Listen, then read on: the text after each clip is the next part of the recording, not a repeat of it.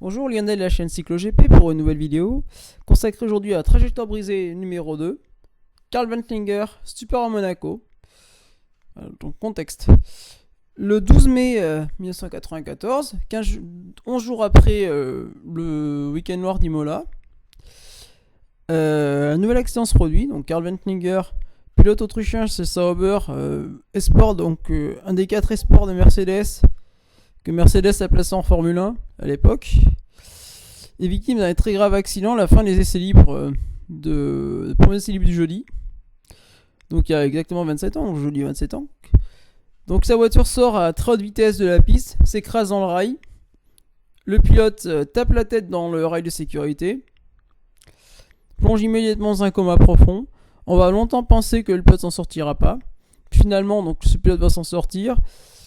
Et mais donc ne reviendra jamais à son niveau en Formule 1, il devra arrêter sa carrière.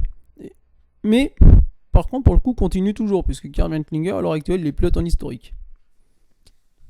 Voilà, c'est pour un petit résumé. Au soir du 12 mai, le pronostic du sport autrichien de 25 ans est plus que réservé. Serait-ce l'épilogue d'une carrière pourtant bien tracée, sous le giron des 4 mousquetaires de Mercedes, à l'époque du groupe C.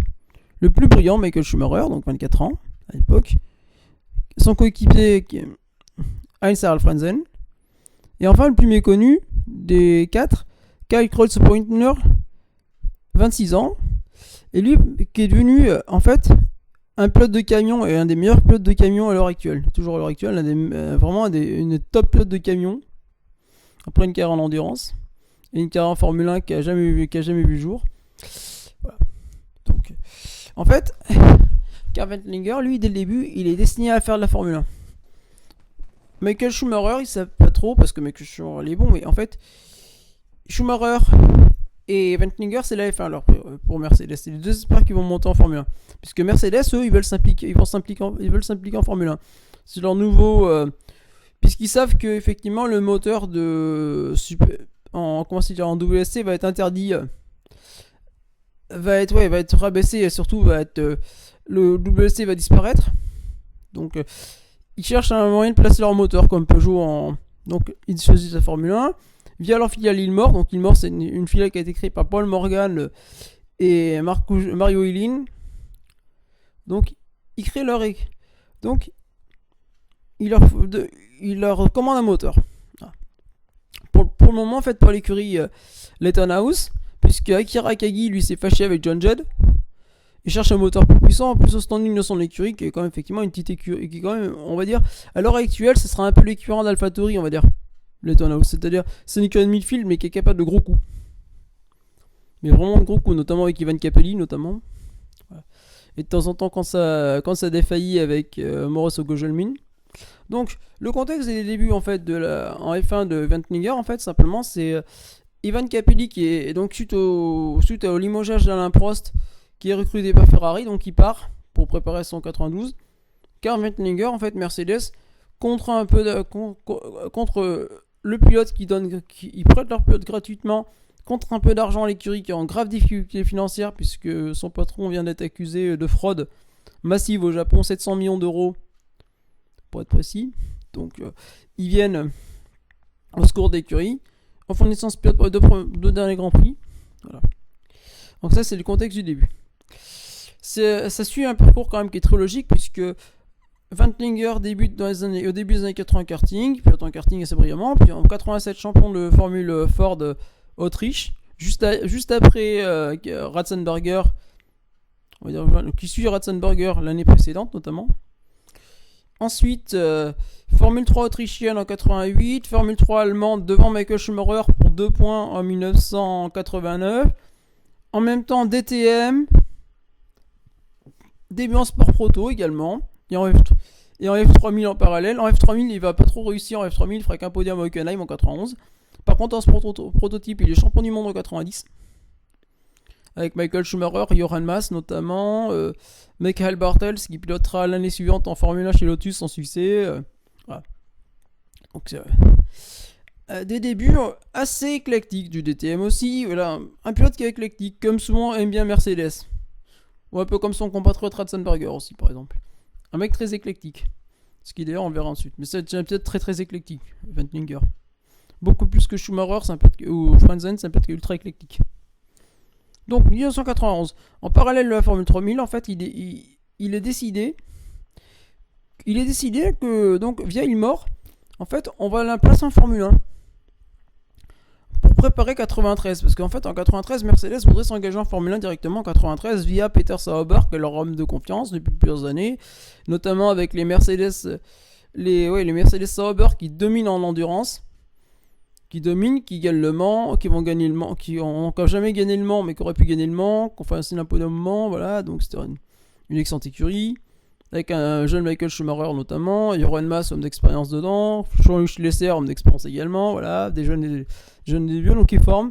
Et donc leur but c'est de faire une écurie en 93. Donc pour le moment il va falloir placer Karl Wendlinger. Donc Karl Wendlinger il le place chez Lettonhaus, donc il est en grave difficulté financière. Et il part l'endurance sur un abandon en 92 d'ailleurs, mais il part chez Mercedes en endurance sur une victoire à Autopolis. Donc... arrive 91, fin 91, Grand Prix du Japon. Bon, la voiture, on va dire, est une voiture qui maintenant est plus trop développée, puisqu'effectivement l'écurie est vraiment au fond du trou. Ils viennent d'être lâchés par leur sponsor. L'écurie est en très grave difficulté, a des très lourdes dettes qu'il va falloir rembourser. Donc il se qualifie 22ème dans ce contexte, à plus de 5 secondes du poleman. Mais il est qualifié. Voilà. Et cette course se termine déjà dès le premier tour. Ensuite, seconde course, toujours qualifié en dernière position, donc 26e position. Il termine 20e de la plus courte course de l'histoire de la Formule 1, qui a duré seulement 24 minutes sous les troncs d'eau. Voilà. Apprentissage difficile donc. 92 par contre, en fait, il est décidé. Kalmar Barrel, donc le président de chez March, donc l'écurie March qui a repris son nom, passe un deal avec Mercedes. Donc Mercedes donne de l'argent et un moteur. Donne un peu d'argent et un moteur. Ils fournissent un moteur gratuitement à l'écurie. En contrepartie, eux, ils leur demandent de prendre Karl Wendlinger. Donc Karl Wendlinger intègre l'écurie March. À côté de lui, donc le fils de Jean-Paul Belmondo, Paul Belmondo, qui débute en Formule 1, qui lui va s'occuper via la réputation familiale d'aller chercher des sponsors pour l'écurie. Donc en fait l'écurie elle va commencer l'année en vierge bleu turquoise, une belle voiture bleu turquoise, sans sponsor, avec très très peu de sponsors. Peu à peu se mettre et avoir quelques sponsors. Elle aura quelques sponsors, elle aura de temps en temps des grands prix sans sponsors. Mais vraiment une année très très difficile pour l'écurie. Une écurie très désargentée. Et pourtant là, miracle, Karl Wendlinger en Afrique du Sud dès son premier Grand Prix se qualifie 7ème sur la grille. Voilà. 7ème avec une moteur qui a 1 an et demi. Ce qui prouve encore que cette voiture, effectivement, la marche CG91, c'est la marche CG 911, qui est la dernière création d'Adrian Newey pour March, effectivement, c'est une marche, c'est-à-dire c'est une bagnole qui est capable d'énormes coups en qualification et qui en course sera par contre irrégulière, souvent avec des gros problèmes souvent de stabilité ces voitures. Voilà. Mais bon, pour moi, souvent les marches, cette époque-là, c'est quasiment les plus belles bagnoles des années 90. C'est surtout, ça a démontré le talent d'Adrian Newey, surtout à l'époque. Le jeune Newey. Voilà, puisqu'il part chez Williams d'ailleurs, en 89, à cette époque. Voilà. Donc la voiture, lui, va faire alterner durant cette année des très bonnes qualifs, des courses moins réussies, moins abouties. Notamment la premier Grand Prix abandon, ensuite une série d'abandons, des arrivées loin. Ouais, des arrivées assez loin, 8ème et dernier par exemple, pour le Grand Prix de l'Espagne, pour sa première arrivée. 9ème pareil, des places qui sont pas non plus réjouissantes, surtout avec beaucoup de tours de retard à l'arrivée. Notamment dû à un moteur qui est vraiment pas fiable. Pour le coup, le moteur, on voit que Mercedes débute, le moteur est vraiment pas fiable. Ça va causer tous les ennuis. À tel point que, voilà, en fait, Monaco sera une cata pour l'équipe. Par contre, Montréal sera un miracle. Mais un véritable miracle. Un premier miracle dans le cas de Wendlinger. Montréal, il se qualifie 12ème. Il réussit une course solide, un départ solide, une course très solide. Il remonte. D'autant qu'en plus, c'est un vrai miracle, parce que l'équipe était même pas sûre d'y aller. Ils ont réussi à trouver des petits patronages. Ils ont été faire le tour. Paul Belmondo avec son patron ont été faire le tour de commencer déjà de Montréal pour trouver des sponsors québécois pour pouvoir courir. C'est pour ça qu'on a une voiture qui est couverte de petits sponsors locaux. Courir. Et donc ils arrivent à courir. Ils réussissent, et là, miracle. Une course très solide de Ventlinger, déjà une belle qualif, donc une course. Et à un tour, il arrive à passer, il dépasse KTM qui a son moteur. Il se bat avec Dave Cesaris toute la course. Il termine 4ème. 4ème, ça fait 3 points. 3 points, c'est énorme dans une écurie en déclin. Ça sauve une écurie, 3 points. Mais ensuite, la saison, donc au fur et à mesure que l'écurie, d'autant qu'en plus Landers, donc le fonds qui avait prêté, ça avait être une escroquerie. Donc l'écurie comme Brabham se retrouve en très grave difficulté à cause d'eux. Très très grave difficulté, ça va s'empirer. Ils se qualifient maintenant en fond de grille. Ils arrivent plus à faire des places, la voiture elle casse de plus en plus, les moteurs sont plus réparés, donc c'est une ambiance de fin de règne dans l'écurie, c'est une ambiance, c'est une agonie, c'est une courte agonie pour l'écurie, mais c'est de plus en plus mauvais. Brabham, d'autant qu'en plus l'écurie en 92 tombe comme des mouches. Brabham disparaît au Grand Prix de Belgique, Andrea Moda au Grand Prix d'Italie, Metal au Grand Prix du Portugal, Dallara largue BMS. On ne sait pas s'ils prendront le départ. Voilà. Et c'est même pour dire, Spa sera une des dernières arrivées pour les deux écuries dans le cas des deux pilotes. Ventlinger se fait devancer par son nouveau coéquipier Naspetti. Mais voilà, il n'y a plus de miracle à espérer. Le seul miracle qui serait espéré dans le cas de la marche, ce serait qu'ils prennent le départ de 93, qui sera le cas, parce qu'en 93 ils seront présents au Grand Prix d'Afrique du Sud, mais en fait ils ne prendront pas le départ puisqu'ils n'auront pas de moteur, puisque trop endettés. Donc ça sera la fin de l'écurie. Voilà. Mais lui quitte l'écurie après le Grand Prix du Portugal afin de préparer la nouvelle saison avec l'écurie Sauber. Voilà. Donc il quitte cette aventure, mais ça aurait été un peu la bouffée d'air de cette écurie. Ensuite, donc Ventlinger, lui en 93, donc il est dominé par son coéquipier en début de saison, mais progressivement il va le remonter parce qu'il réussit un mauvais début de saison. Le moteur est toujours pas fiable, mais il réussit à, voilà, il réussit peu à prendre le mesure de ses voitures, et là encore, à mi-saison il va commencer à marquer des points assez réguliers, de temps en temps quand même de manière régulière. Il score régulièrement, contrairement à Leto. En qualification, les Sauber sont montés aux voitures très rapides, parce que le moteur Mercedes est très rapide. C'est un des meilleurs moteurs du peloton, par contre il est absolument pas fiable. Donc l'écurie helvétique, effectivement, même si elle est vierge de sponsor, effectivement, quasiment vierge de sponsor elle aussi, en fin de saison il termine avec 12 points. Ça laisse augurer c'est vraiment de bon augure pour Sauber. D'autant que Sauber en 94, début 94, Heinz-Harald Frentzen arrive maintenant, ça devient vraiment l'écurie officielle, plus ou moins officielle Mercedes. Frentzen arrive, Ventlinger est conservé, il trouve plusieurs sponsors, notamment Broker. Bon, Broker, ça s'avérera en fait un problème. Red Bull commence une application très discrète chez eux déjà également. Voilà, après, ils commettent une erreur et fournissent un deuxième moteur à Pacific. Ce qui va s'avérer problématique pour l'écurie aussi également. Pour les deux écuries. Voilà. Donc, là c'est 13, effectivement, c'est une évolution de la voiture 93. On pense qu'on a fiabilisé la voiture, voilà. Ventlinger devient pilote numéro 1 de l'écurie. Et le prouve, première saison, 5ème et 7ème place en qualification. Puis ensuite en course, 6ème. Seconde course, accrochage, il se fait accrocher par Alboreto. Abandon. Voilà. Après une qualification ratée, abandon. Mais lors du week-end de l'horreur, donc à Imola, Ventlinger réussit une très belle course, se qualifie 10ème. Et ensuite, évite toutes les embûches, va réussir une super belle course, qui va le voir toute la course se battre avec Mika Häkkinen.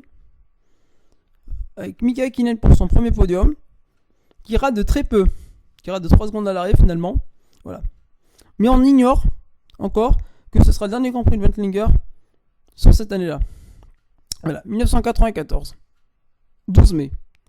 Ventlinger arrive donc avec une voiture, donc voilà, donc on arrive à Monaco dans une ambiance qui est lourde, qui est pesante. Le jeudi, puisqu'on a les essais sont le jeudi, les ascensions, c'est jeudi. C'est souvent le jour de l'ascension. Les essais à Monaco, c'était longtemps le jour de l'ascension. C'était jeudi. En plus, on a pris un coup très chargé. Voilà. Donc, il règle sa voiture. Il règle sa voiture pour enlever des qualifications. Il réussit d'ailleurs le 10e temps de ses essais. Donc, c'est quand même effectivement quelque chose de bien. La voiture semble bien marcher sur ce circuit pourtant qui est très bosselé, qui convient peut-être un peu moins à la voiture. Oui, mais à 11h27, Karl Wendlinger est victime d'un grave accident. Sa voiture, en fait, il explique plus tard, donc il veut chercher le meilleur point de freinage sa voiture, il va chercher un endroit où c'est moins bosselé. Et en fait, le problème, c'est qu'il explique, il va légèrement frôler le rail. Ça provoque donc c'est ensuite son ingénieur qui explique, ça provoque une crevaison à l'avant, la voiture crève, donc devient incontrôlable, glisse, mais elle perd pas de vitesse. Elle est à 270 km/h à ce moment-là. La voiture elle glisse, elle va taper le rail, taper les bacs d'eau, exploser les bacs d'eau de côté. Donc les bacs d'eau éclatent, le rail est à nu. Le pilote tape la tête dans le rail. Comme c'est un très grand pilote, Wendlinger fait 1m84, donc il tape la tête dans le rail.